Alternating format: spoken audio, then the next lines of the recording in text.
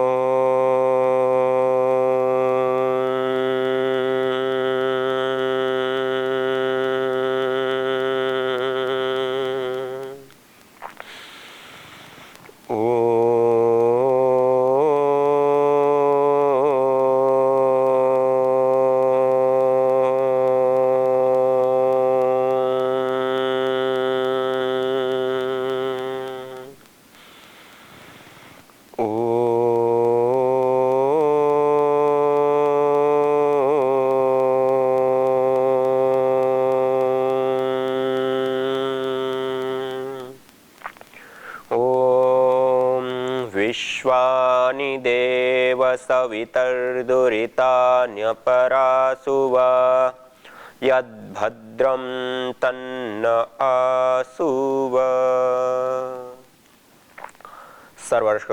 सर्वरक्षक परमपिता परमात्मा को प्रणाम करते हुए, नमन करते हुए, वंदन करते हुए, और आप सभी योगी, योग योद्धा, साधक भाई बहन, महाराष्ट्रवासी, आप सभी योग योद्धा भाई बहनों को मैं प्रणाम करता हूं, नमन करता हूं। आज से हम सब लोग मिलकर के हमारी ऋषियों की विधा और विद्या, यज्ञ, हवन, अग्निहोत्र, होम, जो भी हम अलग अलग नामों से, परंपरा से हम जानते हैं,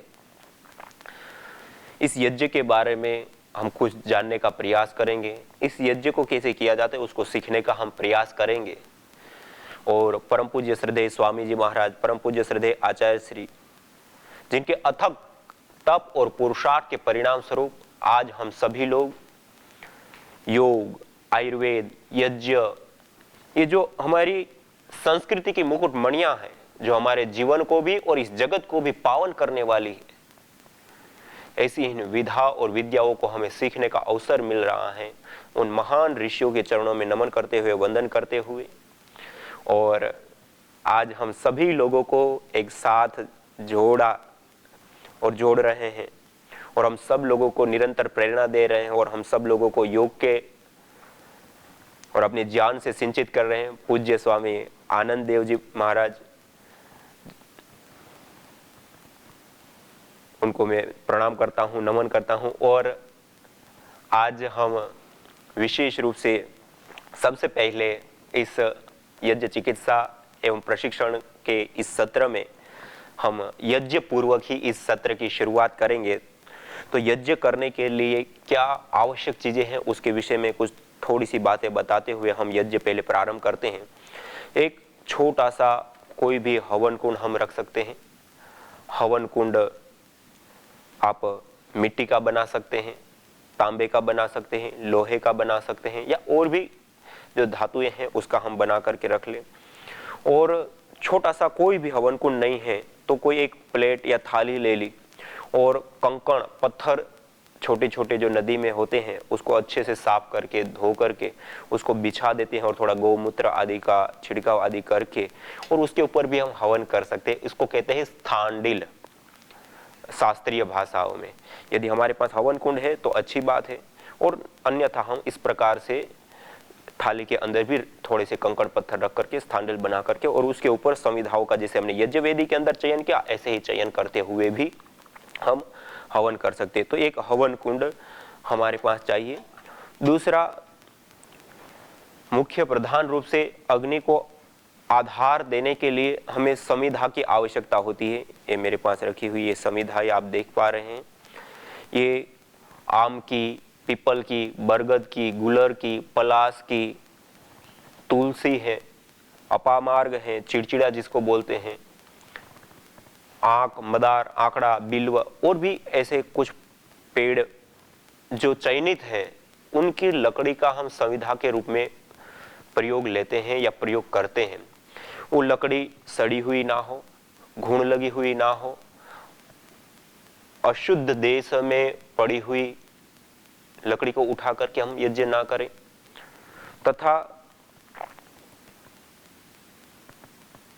वह लकड़ी गीली या फिर ताजी काटी हुई हो तो ज्यादा उसमें मॉइस्चर, पानी की मात्रा अधिक होने के कारण भी वो अनुकूल नहीं रहती। तो ये कुछ चीजों को हम ध्यान में रखते हैं और उसके जलने के बाद बिल्कुल राख बन जाए वह लकड़ी सामान्य रूप से प्रयोग की जाती है।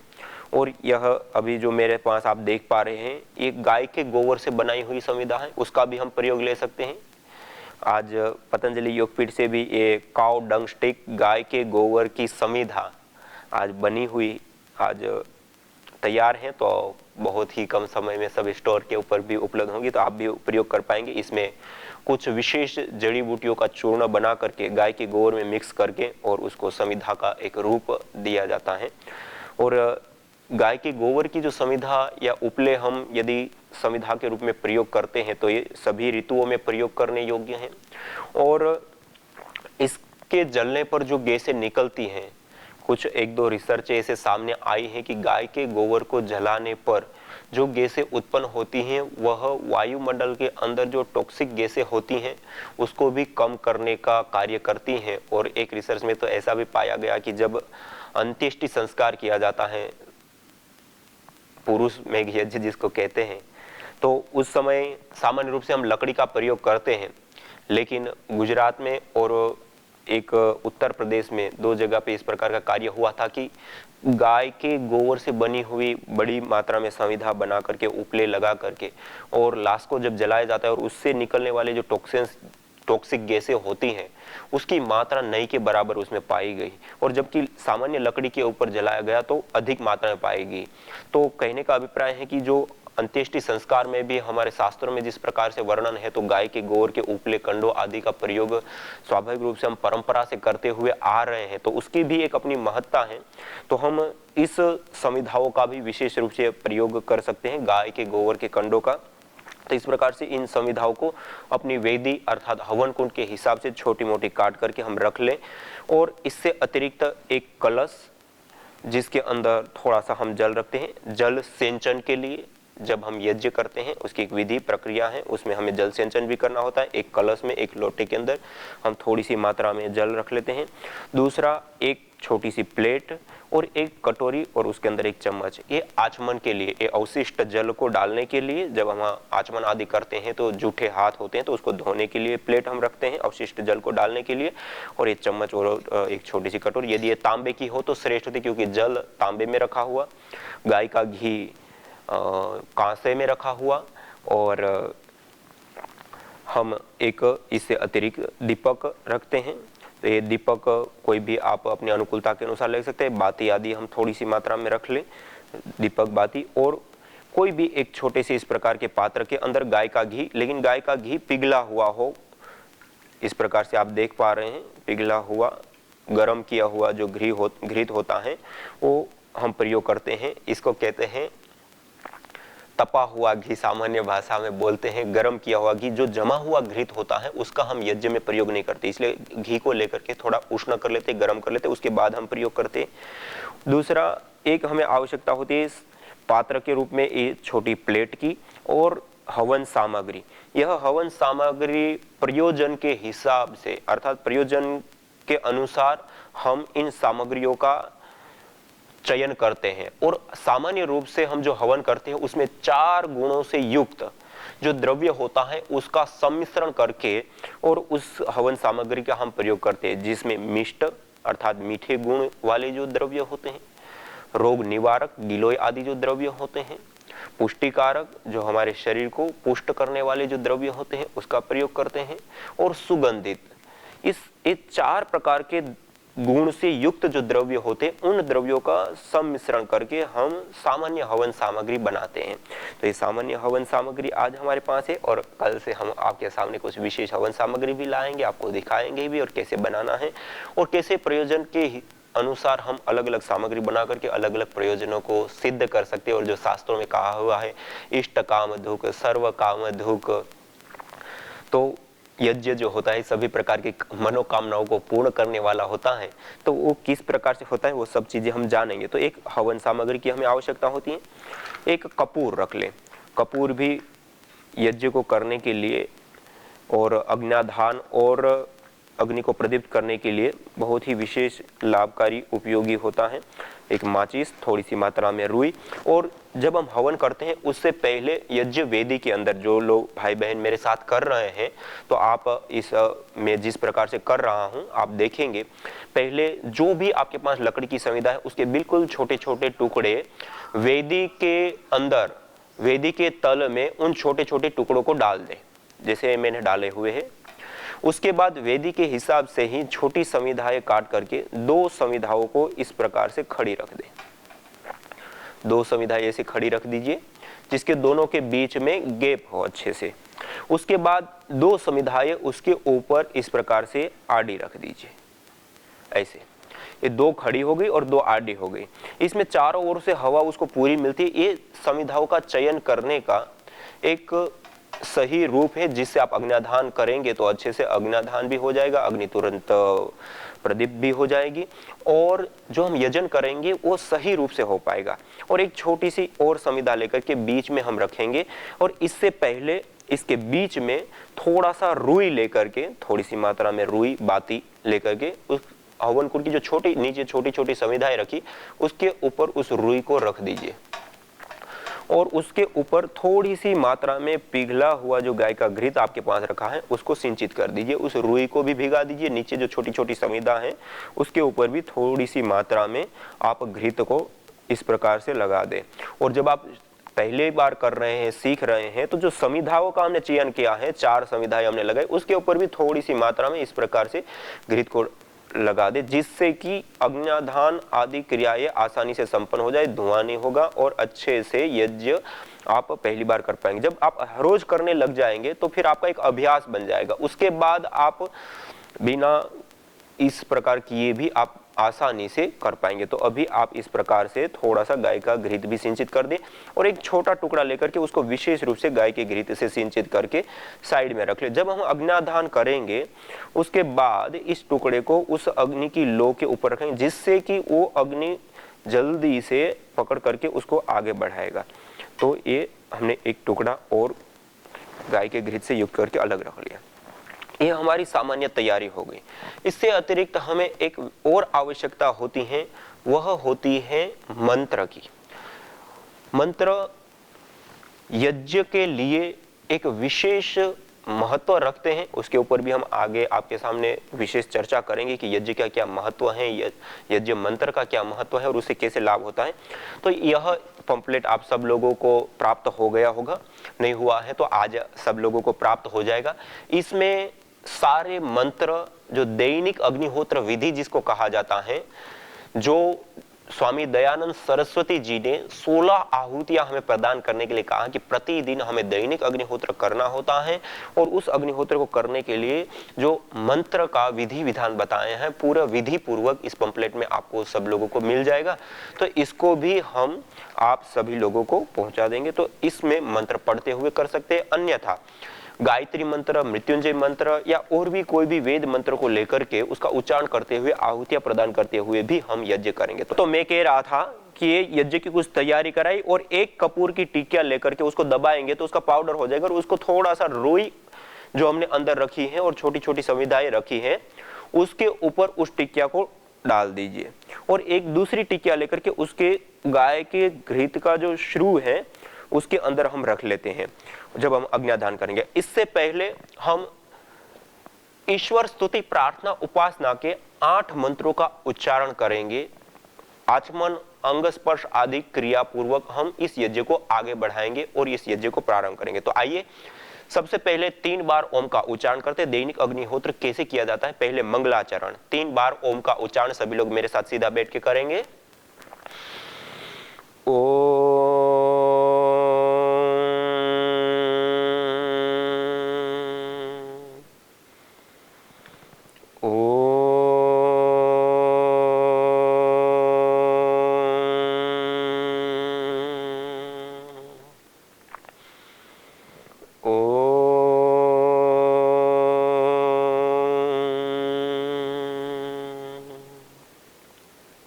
इस प्रकार से पहले मंगलाचरण, फिर दाएं हाथ की अंजलि में जल लेंगे, पानी लेंगे, और दाएं हाथ की अंजलि में जल लेकर के अब हम आचमन करेंगे। हथेली को नालीनुमा बनाते हुए ओष्ठ के साथ लगा करके इस पानी का पान करते हैं, पिया जाता है। इसको कहते हैं आचमन। 3 बार 3 मंत्रों का उच्चारण करते हुए एक एक मंत्र से एक एक बार जल का पान करेंगे। ओम अमृतोपस्तरणमसे स्वाहा, बिना आवाज करते हुए। ओम अमृतापिधानमसे स्वाहा, तीसरी बार जल लेंगे। ओम सत्यम यशः श्रीर्मय श्री श्रयतां स्वाहा।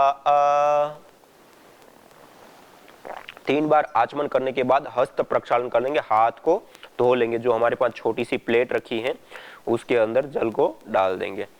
हस्त प्रक्षालन करने के बाद अब बाएं हाथ की अंजलि में जल लेंगे। पहले दाएं हाथ की अंजलि में राइट हाथ में लिया था, अब लेफ्ट हाथ में जल लेंगे, और दाएं हाथ की राइट हाथ की मध्यमा और अनामिका 2 उंगलियों को जल में स्पर्श करते हुए, एक एक अंग का हम स्पर्श करते हुए हम इन इंद्रियों की पवित्रता के लिए, शुद्धिकरण के लिए और इस इंद्रियों की शक्ति की प्रभु से कामना करते हुए कि हे प्रभु जब तक हम जिए तब तक यह इंद्रिया, आंखों में देखने की शक्ति, कानों में सुनने की शक्ति, नासिका में सूंघने की शक्ति, चमड़े में स्पर्श करने की शक्ति, जीवा में चखने की शक्ति, ये जो हमारी इंद्रियों की शक्ति होती है वो हम जब तक जिए तब तक हमारा साथ दे, ऐसी प्रभु से प्रार्थना करते हुए, और जिन विषयों को यह इंद्रिया ग्रहण करती है वह विषय भी हमारे लिए कल्याणकारी भद्र हो, इस प्रकार की प्रार्थना करते हुए अब हम अंग स्पर्श करेंगे। तो आइए, ओम वांग्म आस्यस्तु, ओम नसोर्मे प्राणोस्तु,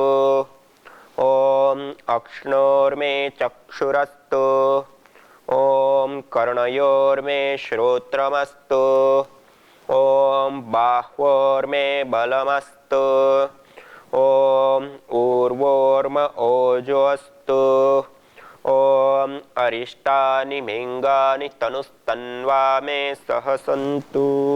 शरीर के सभी अंगों के ऊपर जल को छिड़क देते हैं। इस प्रकार से यह आचमन और अंग स्पर्श की क्रियाएं हमने संपन्न की, जो पवित्रता के लिए, शुद्धिकरण के लिए यह एक प्रक्रिया होती है। उसके बाद अब हम ईश्वर स्तुति प्रार्थना उपासना के 8 मंत्रों का उच्चारण करेंगे, हाथ जोड़ते हुए, सीधे बैठते हुए। अथ ईश्वर स्तुति प्रार्थनोपासना, ओम विश्वानि देव सवितर्दुरितानि परासुवा, यद्भद्रं तन्न आसुवा, ओम हिरण्यगर्भस्समवर्तताग्रे भूतस्य जातः पतिरेक आसीत् सदाद्धार पृथिवीं द्यामुते मां कस्मै देवाय हविषा विधेम। ओम य आत्मदा बलदा यस्य विश्व उपासते प्रसिसं यस्य देवाः यस्य छायामृतं यस्य मृत्युः कस्मै देवाय हविषा विधेम। ओम यः प्राणतो निमिषतो महित्वैक इद्राजा जगतो बभूव य ईशे अस्य द्विपदश्चतुष्पदः कस्मै देवाय हविषा विधेम। ओम ये नद्यो रुग्रा पृथिवी च दृढा येन स्वस्तभितं येन नाकः यो अन्तरिक्षे रजसो विमानः कस्मै देवाय हविषा विधेम। ओम प्रजा आपतेन त्वदेतान्यन्यो विश्वा आजातानि परिता बभूव यत्का आमास्ते जुहुमस्तन्नो अस्तु वयं स्याम पतयोरयीणाम्। ओम स नो बन्धुर्जनिता संविधाता धामानि वेद भुवनानि विश्वा यत्र देवा अमृतमानशानास्त्रितीये धामन्नध्येरयन्त। ओम अग्नेनय सुपथाराये अस्मान् विश्वानि देव वयुनानि विद्वान् युयोध्यस्मज्जुहुराणमेनो भूयिष्ठान्ते नम उक्तिं विधेम। इतेश्वरस्तुते प्रार्थनोपासना। इस प्रकार से ईश्वर की स्तुति, प्रार्थना और उपासना के यह 8 मंत्र का हम श्रद्धा पूर्वक, भाव पूर्वक, अर्थ भावना पूर्वक हम जाप करते हैं।